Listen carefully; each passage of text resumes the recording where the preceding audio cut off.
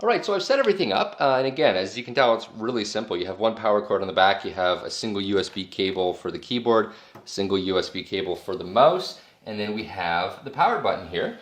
So you press the power button,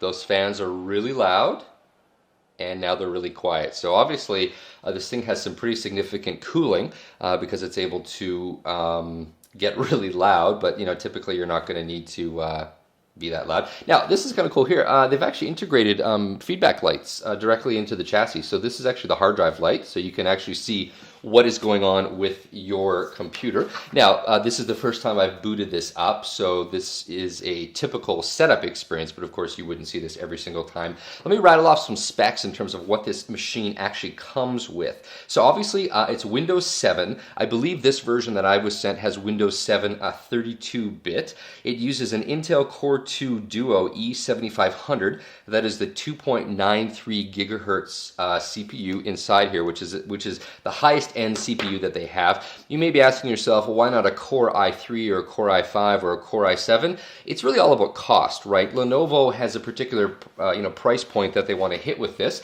and they're not going to be able to hit a price point of $700 or $500 with an all-in-one unit, including the monitor, and being able to put in sort of the latest and greatest CPU technology. Now, I will point out that it does come with 2 gigs of RAM. It's upgradable to 4 gigs of RAM. I'm just going to click next here, and we'll type in a username. We'll just say Jason for the username, and a password. We're going to skip that. We're going to accept the licensing terms. We're going to use recommended settings. We're going to leave it at that, and there's a wireless network, so I'm just going to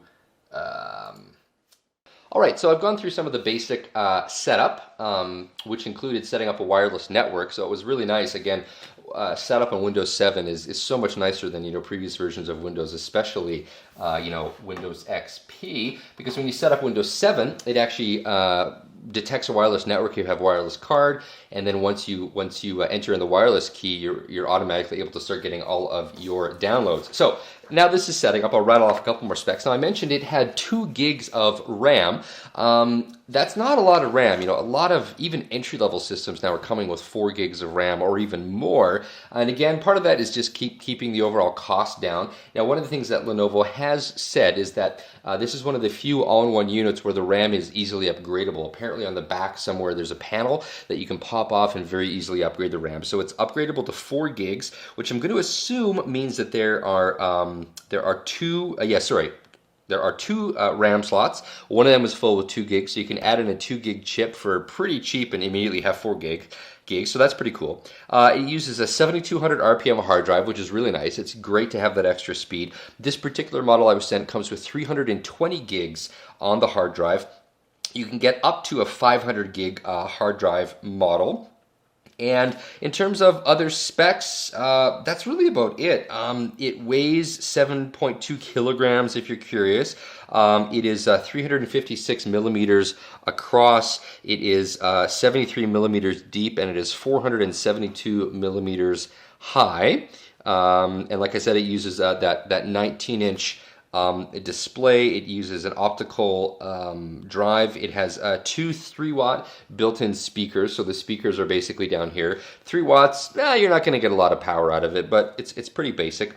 And then in terms of software, it comes with some basic stuff that you might want to uninstall. Norton Internet Security Trial, Microsoft Office 2007, a trial version. So it does unfortunately come with some trial stuff. And that's really about it for my first impressions. I'm just going to continue to let this boot up here. I'm going to be following this video up with, of course, a full detailed review with a bunch of performance specs and my impressions about this product. Overall, my first impressions are that it's number one, it's really easy to set up. If you needed to get someone a computer and you wanted it to be really basic, here we go. We have a user account access control for Java updates. Java it always seems to be updated for some bizarre reason. So this is this Norton, or this is a Lenovo setup. So it's actually a really simple thing. It's actually kind of cool. Maybe if I uncheck this, maybe that means that it won't actually install it. That would be kind of cool. It's offering to let me get some high-speed internet access, kind of silly because if it's smart enough to sense a wireless network, why would it ask me if I needed internet access? If it can already tell I have internet access, that's kind of goofy. We have a trial for Office 2007, like I already said. There's a disk keeper trial. I don't want that. Lenovo Online Backup. I'm going to skip that, although it does give you 5 gigs of storage for 3 months. That's pretty cool. It's definitely important to do online backup. In fact, I'm going to throw a link to Mozy somewhere down in the video description here. Mozy is the online backup service that I use, and it's a fantastic service. I don't want to register this, and I'm going to click on Finish, and then it's going to load my actual desktop. So yeah, there it is. That is the Lenovo A70z. And like I said, I'll be following this up with a full review. My initial impressions are fairly positive. It's really easy to set up. The one thing that I'm not too fond of is the overall, design. But again, this is aimed at small offices, home offices, things like that. So I can't really fault Lenovo for not having, a sexy consumer design. This isn't necessarily the kind of thing that I would purchase if I had a choice. But it is important, to understand who Lenovo's targeting with this design. And although it's not sexy, it's functional, it's simple, and it's really easy to get going. So this has been Jason Dunn from Digital Home Thoughts. I hope you've enjoyed this unboxing and first impressions.